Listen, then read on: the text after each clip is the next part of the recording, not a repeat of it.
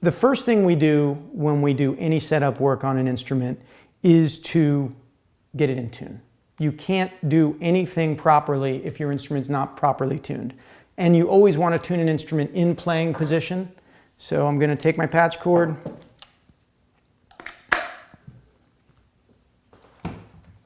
Again, as I said earlier, I really like the Peterson brand of strobe tuner. It gives a very, very accurate readout. And I'm just going to start by tuning the instrument and just getting it to proper pitch. I'm playing a 4-string. I typically play in regular pitch, so I'm going to go E to G and just get tuned up. And it's important to understand close enough doesn't work with this. You need to be in perfect tune because the different tension on the strings changes the tension on the neck and changes your truss rod adjustment. So if you have close to perfect pitch, which a lot of you may, I don't, doing it and being thereabouts isn't really good. So I'm going to leave myself plugged in because after every change that I make to the instrument, I need to bring the bass back into perfect tune. So adjustment, reaction, tune. That will follow us through for every change we make throughout this process. So the first thing we're going to do, in my case, with this Monarch 4, we have a truss rod cover here.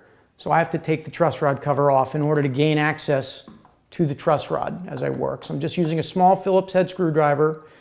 If you don't have a truss rod cover, if you have a Fender style instrument or what have you, the truss rod is usually at the end of the neck on the body side. Whatever you do, you have to have your truss rod adjustment tool that's right for your bass. With the truss rod cover removed, in this channel is the truss rod. The truss rod basically adjusts the neck to account for changes in weather over the course of the year. Our basses and most basses are built with wooden necks. Wood moves throughout its life. There's a myth you'll hear out there, I have a bass, its neck never moves.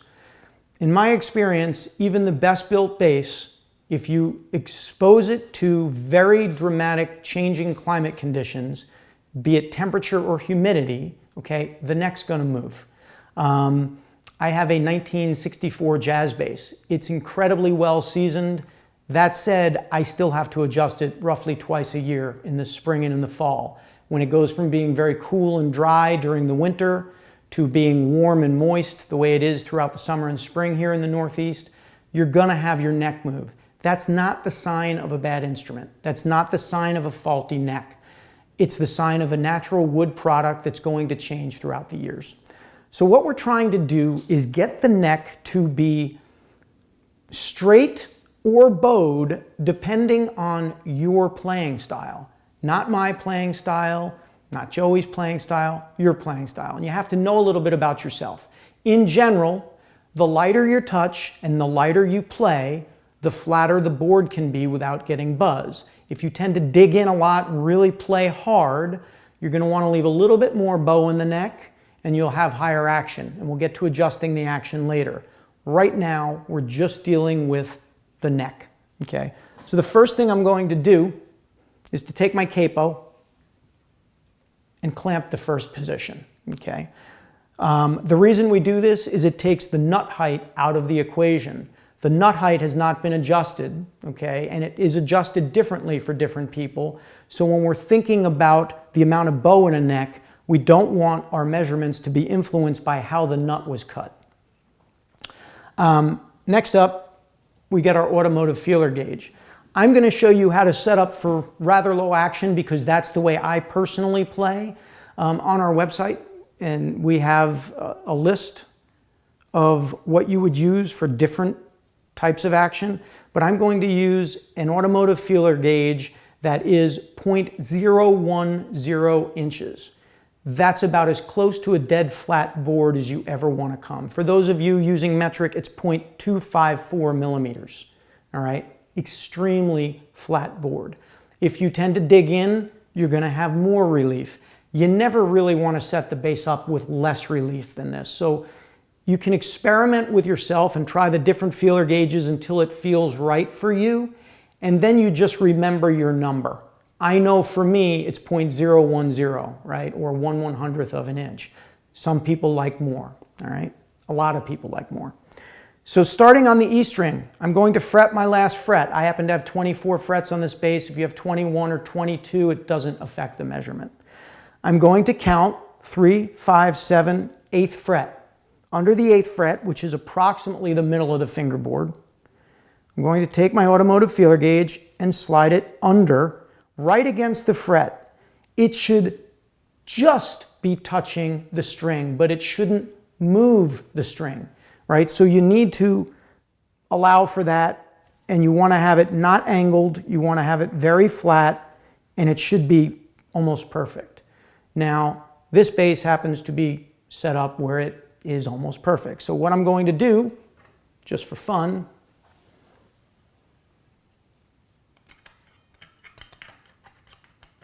is to loosen my truss rod fairly significantly, okay? And what you're going to see when I go back and do this again, oh, look at that. It's not properly adjusted. I have a lot of space between the string and the fret, all right? That means I have too much relief.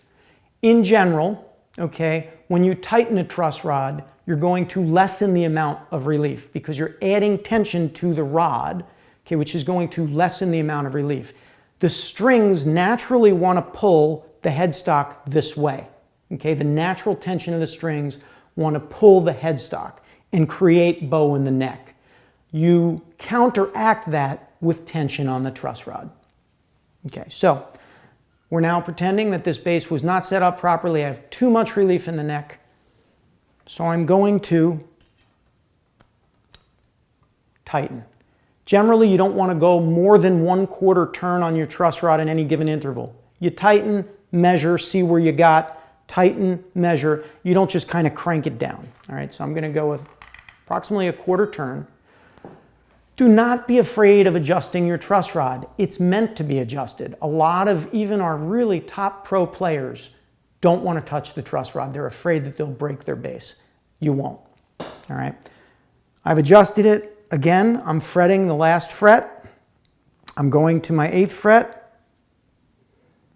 I still have a little bit of space between my string and my fret. So I need to take away more relief, which means I need to tighten the truss rod.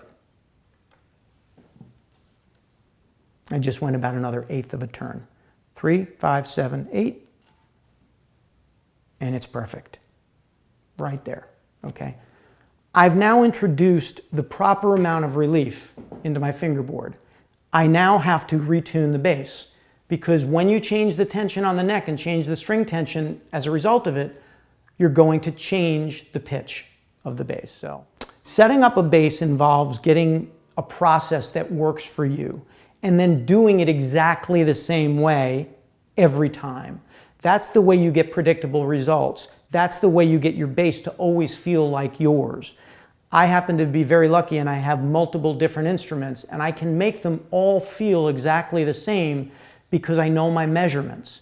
A lot of people set up by eye, which is great, except it does make it very difficult to make two basses feel exactly like another because eye can throw you off. So I like measurements. So we've now adjusted our truss rod. That's the first step in the process. On a Fodera, I'll give you a little bit of other information for those of you that are Fodera users. We have what's called a removable and reversible truss rod. So there will be times where your neck relief needs to be adjusted in such a way that the truss rod cannot adjust it in the position that it is in. So we have the ability with a truss rod pulling tool. Oops. First, I have to take my truss rod nut off, right? So I basically just literally take the nut off and remove it. Then I thread the truss rod adjustment tool.